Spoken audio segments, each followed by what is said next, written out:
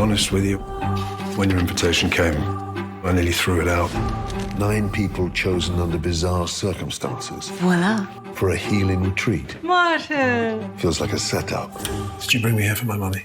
Hey everyone, and welcome back to the channel. In today's video, we're diving into 9 Perfect Strangers Season 2, Episode 3. Let's get into it.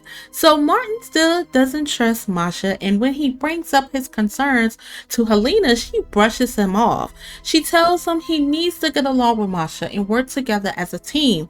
The reason? Helena is sick, and it's clear she wants Masha and Martin to eventually take over the retreat together. Now the question is Martin going to take that advice and try to work together with Masha, or is he still going to be that person that's not going to get along with her? I understand it. He's been running that retreat for such a long time, and then having Masha to come in and trying to switch things up, he kind of feels a certain way, and plus not to mention her past history. So it's kind of a little bit difficult to try to trust her, but also try to get along with her. In this episode, the group goes on a little field trip. I have to say, I was really glad that Imogen apologized to Brian. He didn't deserve how she treated him. Honestly, her character had been getting on my nerves, so I appreciate that she kind of admit that, hey, you know what, I didn't mean to be a bitch, so I'm just gonna go ahead and apologize, because she was wrecking my nerves in episode 2, and I'm glad Brian was standing 10 toes down like, look, you're not gonna talk to me crazy and say these things to me. You know, I heard it all before regarding the situation that happened to me, and I don't need you to judge me. Martin tries to lead the group in meditation, but they don't take him seriously. If Masha has been there, things would have been different. Her presence demands attention and respect. Now let's talk about that special drink they all had.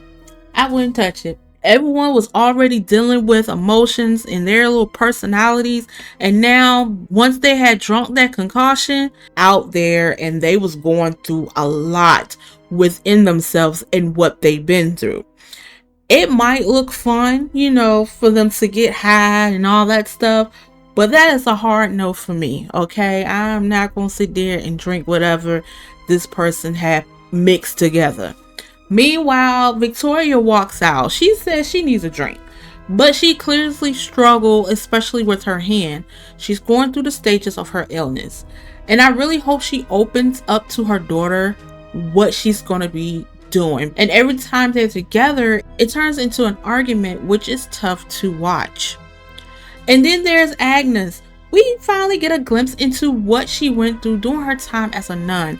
Her past is clearly haunting her, and she struggles to find forgiveness. It's heartbreaking, and it adds so much depth to her character. But when no one responded to Agnes' plea for forgiveness, she started hitting her head hard.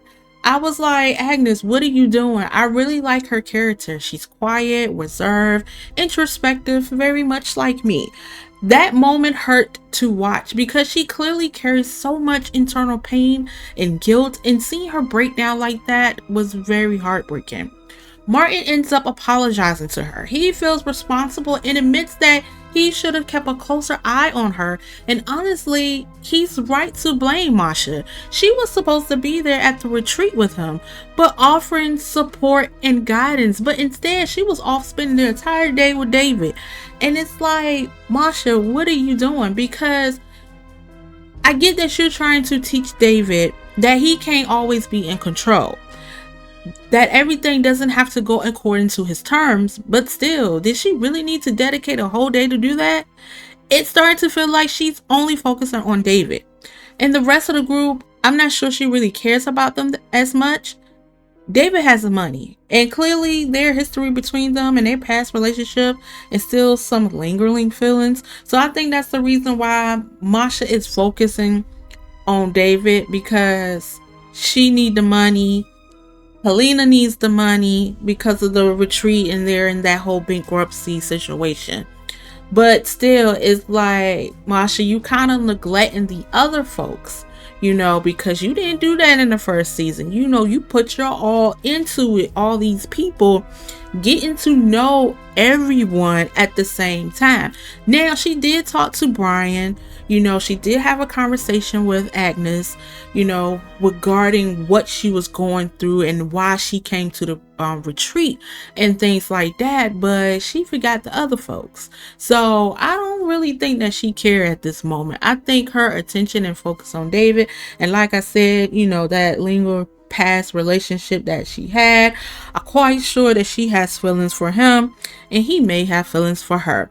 Now, it's frustrated to see Masha prioritize him over the well-being of others, and David ragged behind didn't even bother to get up that day to see his son before they went on their field trip. Like, that should be your first priority than your job. When you landed and went to that retreat, you should have just been like, hey son, you know, I'm here or whatever, we can catch up the next day, blah blah blah. But he didn't do that. You know, he was focusing on his whole corporation and his business that he has. But it's kind of messed up because the son didn't even know that you was going to show up or not.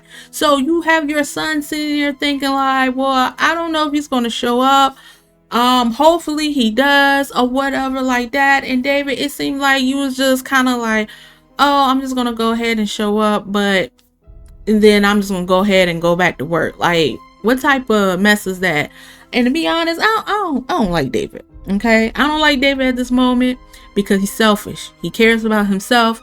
That's his personality. He's probably been dealing with that selfishness for years. Overall, this episode gave us more emotional layers and set up a lot of tension between the characters, and things are building fast. So I will say this. Now, even though I said episode 1 was kind of dry and boring or whatever like that, you know, episode 2 was okay, you know, but episode 3 kind of turned it up a little bit, okay? Because we now get into some deep, in-depth conversations. You know, we're getting to see what is going on with everybody, including Helena and of course Martin. Martin already expressed how he felt or whatever, and Masha, and we finally see David and things like that. So I'm glad that this episode kind of like built up the momentum. So I really enjoy that. So let me know in the comments, what did you think of episode 3?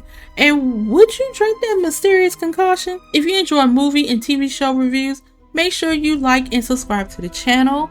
And until then, see you later.